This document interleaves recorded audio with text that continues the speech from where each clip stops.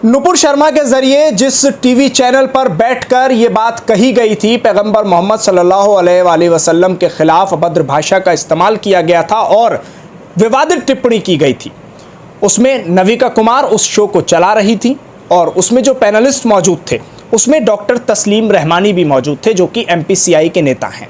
हमारे साथ इस वक्त रहमानी साहब खुद मौजूद हैं। रहमानी साहब, उस पैनल में आप भी मौजूद थे जिसमें ये सब कुछ हुआ था। अब ट्विटर पर एक ट्रेंड चल रहा है जो कि हमारी नज़रों से भी गुजरा, जिसमें बाकायदा तौर पर यह मांग की जा रही है कि अरेस्ट डॉक्टर तस्लीम रहमानी। कहा जा रहा है कि आपने ही भावनाएं भड़काई थी, उकसाया था, तब जाकर नुपुर शर्मा ने ये सारा जो है वो जहर घोला और उगला, या जो भी कुछ है वो आप जिम्मेदार हैं। देखिए, पहली चीज़ तो ये कि ये डिबेट सिर्फ एक नहीं थी टाइम्स नाउ की।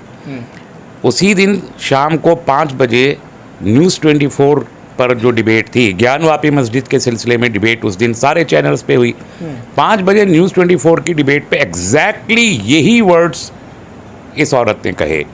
और उस वक्त तो वो न्यूज़ 24 ज़रा बैलेंस किस्म का चैनल है, तो उन्होंने इनका फेडर डाउन कर दिया, आवाज़ कम हो गई, जिससे नाराज़ होकर उठ के छोड़ के चली गई इस डिबेट को।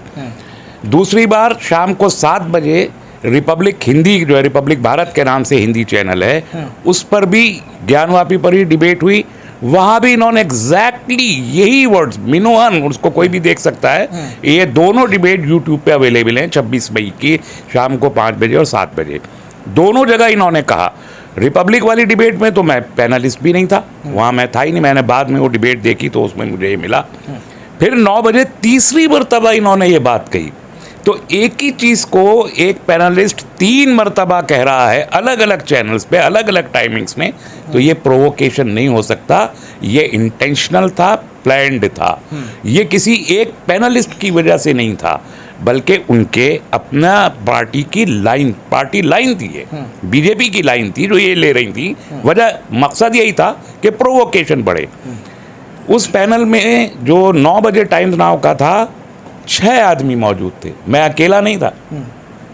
लोगों ने देखा है सिर्फ लास्ट के 30 सेकंड का वीडियो, 30 सेकंड का। वो डिबेट 26 मिनट की थी और पूरी की पूरी डिबेट ज्ञानवापी पे चली है। नाविका कुमार जो उसको कंडक्ट कर रही थी, बार बार उनका प्रोवोकेशन था, बार बार था। उन्होंने यानी पहले से हम हिंदू के जज्बात, ये नाविका कुमार बोल रही थी। और RSS के रतन शारदा जी थे वहाँ, वो भी बोल रहे थे।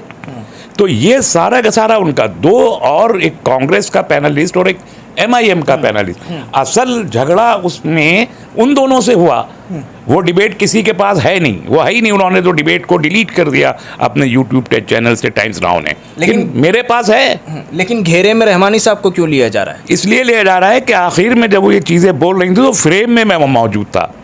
अच्छा, सिर्फ इसलिए लिया जा रहा है। तो लोगों ने, बाकी डिबेट अवेलेबल ही नहीं है वो मार्केट में, वो चंद लोगों के पास है, उनमें से एक मैं भी हूँ। ये 26 मिनट की पूरी डिबेट है वो। अच्छा, लोगों को ये लग रहा है कि अगर फ्रेम में आपको दिखाया जा रहा है तो नुपुर शर्मा वर्सेस रहमानी हो रही है। हाँ, हालांकि ऐसा नहीं है। उस फ्रेम में भी जो 1 मिनट का भी एक क्लिप चल रहा है, उसमें भी जो मैंने बात की, उस वक्त भी मैं रतन शारदा से मुखातिब था, नुपुर से मुखातिब नहीं था। मुझे तो बीच में रतन शारदा से बात करते हुए, उनकी इससे पहले की बात को मैं रिएक्ट कर रहा था, मुझे बीच में रोक के नाविका ने नुपुर से कहा कि अब आप बोलिए जो आपको बोलना है, लेकिन और उसमें उन्होंने बोल दिया। अच्छा, कोर्ट ने जिस तरह से, सुप्रीम कोर्ट ने टिप्पणियां की हैं, उसमें नुपुर शर्मा, दिल्ली पुलिस को कस के लताड़ तो लगाई है, लेकिन वहीं नविका कुमार जो कि एंकर हैं, उनको भी आड़े हाथों लिया। और ये भी कहा है कोर्ट ने कि जो उसमें मौजूद थे पैनलिस्ट, उनके खिलाफ भी दिल्ली पुलिस कार्रवाई करे। क्यों नहीं कर रही है? तो नाविका के साथ तो होनी चाहिए ना। मुझे उम्मीद है कि दिल्ली पुलिस ने भी, कोर्ट ने भी, बाकी लोगों ने भी ये पूरी डिबेट देखी होगी।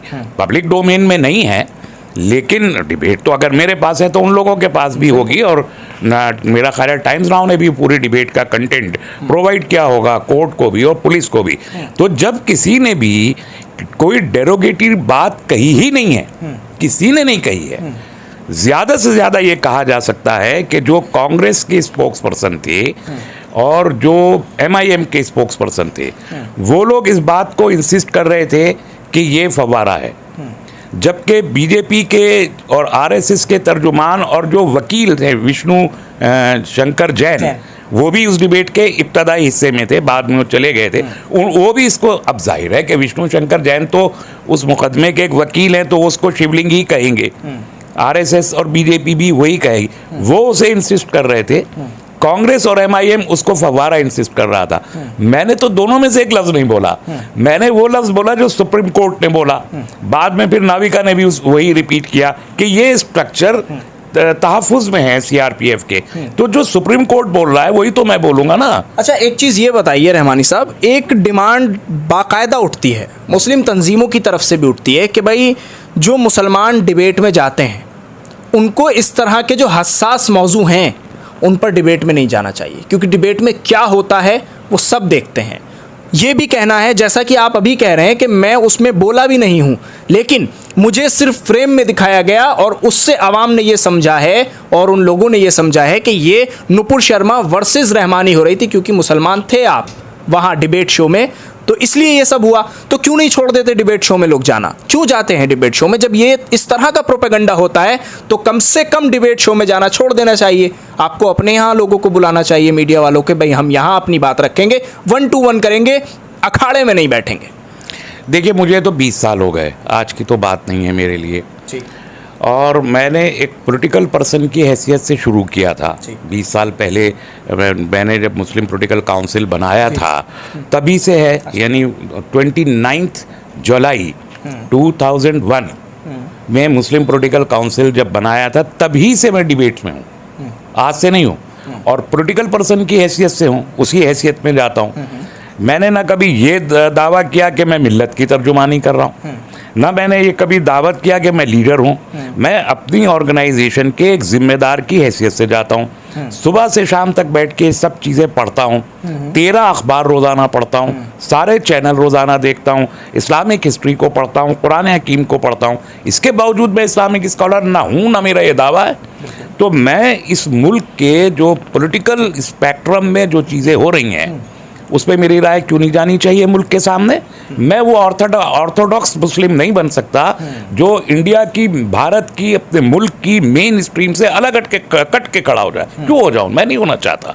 और जो लोग ये मशवरा देते हैं वो जानते नहीं हैं, चीज़ों को समझते ही नहीं हैं। और जो मुस्लिम तंजीमें हैं, मुस्लिम तंजीमों के अंदर आज तक इतनी जुर्रत और ताकत और इल्म पैदा नहीं हुआ कि वो खुद अपने मीडिया सेल बना सकें। क्या वजह है कि तमाम पॉलिटिकल पार्टी के मीडिया सेल हैं ना। बिल्कुल। क्या कांग्रेस की मुखालफत इस मुल्क में आज नहीं हो रही? बीजेपी के ज़माने में क्या राहुल गांधी के स्टेटमेंट को तोड़ मरोड़ के पेश नहीं किया जा रहा? क्या इस मुल्क में कांग्रेस मुक्त भारत की तबलीग नहीं की जा रही? क्या कांग्रेस के बड़े बड़े लीडर्स को ईडी ने जेलों में नहीं डाला है? पी चिदम्बरम जैसे लोगों को। ऐसे ही जो हिंदू राइट विंग ऑर्गेनाइजेशंस हैं उन्होंने अपने मीडिया सेल बनाए। क्या वीएचपी का मीडिया सेल नहीं है? क्या आरएसएस का नहीं? कब बने? अभी बने हैं सब 10-12 साल में, पहले से नहीं है। मुस्लिम तंजीमों को किसने रोका है? अच्छा बताइए, क्यों नहीं बनाना चाहते फिर? ये मेन स्ट्रीम में खड़े नहीं होना चाहते। मैं बड़ी तलखी के साथ और बड़े भरे हुए दिल से कह रहा हूँ कि मुस्लिम तंजीमों ने अपनी तंग नज़री के तहत मुसलमानों को भारत की मेन स्ट्रीम और समाज में घुलने मिलने से जानबूझ के रोका है। तो ये मशवरा जो उनका है वो हसास मौजुओं के लिए है। चलिए, आप तो एक पॉलिटिकल नेता की हैसियत से जा रहे हैं, ठीक है, आपकी पार्टी है। वो लोग जो वहां जाकर कुछ बोल नहीं पाते और वहां जाकर बेइज्जती उनकी वजह से पूरे मुस्लिम समाज की होती है, सवालिया निशान तो उन पर है। ये खला किसने पैदा किया है? किसने ये खला किसने पैदा किया है कि हर हमाशुमा उठे और टेलीविजन पे चला जाए? ये किसने? टेलीविजन बुलाते हैं ना सर। नहीं, ये खला इसलिए पैदा हुआ है कि मुस्लिम तंजीमों का अपना कोई नेटवर्क नहीं है मीडिया को एड्रेस करने के लिए। मीडिया के सामने बोलने की कोई प्रैक्टिस आज भी नहीं है मुस्लिम तंजीमों के पास, कोई ऐसा नेटवर्क कि वो उनकी तरबियत करें। उनको वो सब तरबियत करते हैं। बीजेपी जैसी भारत की सबसे बड़ी पॉलिटिकल पार्टी का 25 स्पोक्स पर्सन है कम से कम उनके। वो सुबह को जब निकलते हैं उनको मालूम होता है कि किसको किस चैनल पे जाना है, वो सब, और उनकी ट्रेनिंग करते हैं उस सब्जेक्ट की। आज भी इतनी बड़ी पॉलिटिकल पार्टी जो हुकूमत में मौजूद है अपने स्पोक्स पर्सन को आज भी सारा मटीरियल निकाल के प्रोवाइड करती है, उनको बताती है आज आपको ये बोलना है। यही रीजन है कि नूपुर ने 3 चैनल पे एक दिन में एक ही बात बोली, सेम बात बोली, इसलिए कि सुबह को उनके पैनलिस्ट को बताया जाता है कि आज आपको इस चैनल पे जाना और वहां ये बोलना है। ये मुस्लिम तंजीमें क्यों नहीं कर सकती? क्या इस मुल्क में बजट आता है तो मुस्लिम तंजीमें पूरे बजट पे नहीं बोलती, सिर्फ माइनॉरिटी के मामले पे बोलती हैं? क्यों? क्या आपका कंसर्न सिर्फ माइनॉरिटी है? इस मुल्क में अगर डॉलर के मुकाबले रुपए की कीमत गिरती चली जा रही है, क्या तस्लीम रहमानी का कंसर्न नहीं है? क्या साहिल का कंसर्न नहीं है? आपको चीनी कितने रुपए किलो मिल रही है, इस पे बोलना कि आपकी जिम्मेदारी मेरी जिम्मेदारी नहीं है? क्यों? ये है वो मेन स्ट्रीम जिससे हमको अलग करके खड़ा किया ये मुस्लिम तंजीमें अपने आप को अलग समझ रही हैं, अलग कर रही हैं। क्यों कर रही हैं? 70 साल से हो रहा है भाई, 70 साल से हो रहा है। आप हर मौके पे इसी तरीके से फरार का मशवरा दे देते, बजाय इसके कि आप अपनी कमी को दूर करें। आप फरार का मशवरा देते हैं और खुद भी आइसोलेटेड रहते हैं, कोने पे रहते हैं, सिर्फ मुसलमान के इशू पे बोलते हैं, सिर्फ इस्लाम के दिफा में बोलते हैं। मुल्क के इश्यूज पे आप कब बोलना शुरू करेंगे? अच्छा, इस वक्त जो तलवारें लहराई जा रही हैं, महापंचायतें हो रही हैं, नुपुर शर्मा आज़ाद घूम रही हैं, नरसिंहानंद आज़ाद घूम रहे हैं, मोहम्मद ज़ुबैर जेल में है, उमर खालिद जेल में है, इस पर क्या बोलेंगे आप? ये बहुत बड़ा मसला है इस मुल्क का। आज इन्हीं हालात ने जो फ़िरका वाराना मुनाफरत पैदा की है, भारतीय जनता पार्टी और आरएसएस का एजेंडा हमेशा से यही था। आज वो इक़्तिदार में है, मजबूत इक़्तिदार में है।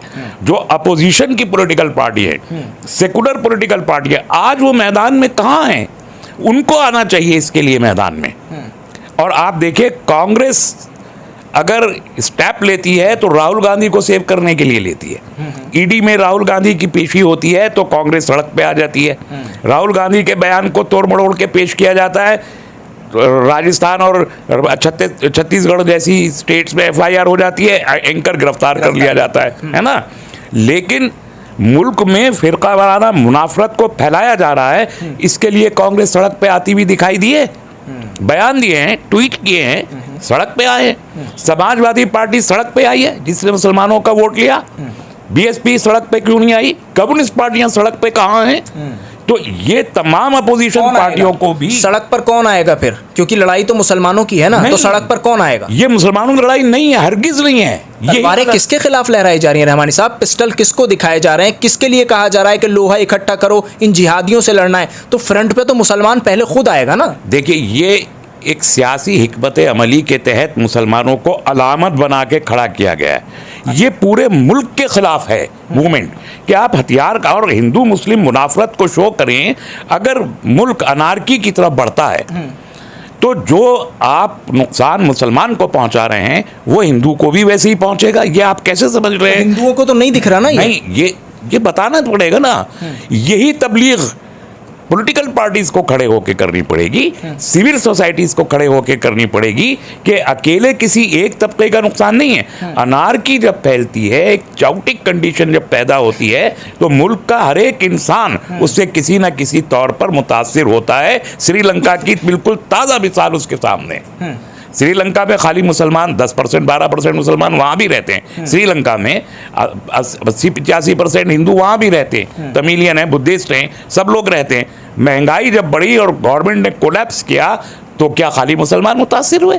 हिंदू भी मुतासिर हुए, बुद्धिस्ट भी मुतासिर, सारा मुल्क के हर शहरी में। यही आप अगर तलवारें इकट्ठा करके हिंदू करें या मुसलमान करें, तलवारें लोहा इकट्ठा करने की कॉल दें, ये एंटी नेशनल एलिमेंट्स है। ये सिर्फ मुसलमानों के खिलाफ नहीं है, ये दिखा रहे हैं कि हम मुसलमानों के खिलाफ हैं और वो दिखा के इस मुल्क की जड़ें खोद रहे हैं। तो ये मुल्क की जड़ें खोदी जा रही हैं और इसके लिए सियासी पार्टियों को मैदान में आके खड़ा होना चाहिए जो खामोश है, और मैं उनकी खामोशी को मुजरिमाना कहता हूँ। यही वक्त है कि तमाम पॉलिटिकल स्पेक्ट्रम को सामने आना चाहिए और सड़क पे खड़े होकर कहना चाहिए कि मुल्क में जो दस्तूर है, सिर्फ दस्तूर की बालादस्ती चलेगी और इस किस्म की गैर कानूनी हरकतों को हम नहीं होने देंगे। शुक्रिया रहमानी साहब बातचीत करने के लिए। हमारे साथ डॉक्टर तस्लीम रहमानी, जो कि मुस्लिम पॉलिटिकल काउंसिल ऑफ इंडिया के अध्यक्ष हैं, उन्होंने साफ साफ तौर पर ये बात कही है कि इस वक्त जो तलवारें लहराई जा रही हैं, जो लोहा इकट्ठा करने की बात की जा रही है, भले से दिखाया ये जा रहा हो कि मुसलमानों के ख़िलाफ़ ये सारी चीज़ें हो रही हैं, लेकिन ये मुसलमानों के ख़िलाफ़ नहीं, बल्कि इससे सीधे सीधे मुल्क का नुकसान है और मुल्क के ख़िलाफ़ एक बड़ी साजिश है कि जिसको मौजूदा सरकार यानी भारतीय जनता पार्टी और उनके जो विंग्स हैं उनके तहत किया जा रहा है। सबको एक साथ मिलकर बोलने की ज़रूरत है। ये जिम्मेदारी सिर्फ मुसलमानों की नहीं है, मुस्लिम तंजीमों की नहीं है, बल्कि मौजूदा वक्त में जो अपोजिशन है, जो पार्टियां हैं, उनकी जिम्मेदारी है कि सड़क पर उतरें और इसके खिलाफ आवाज़ उठाएं।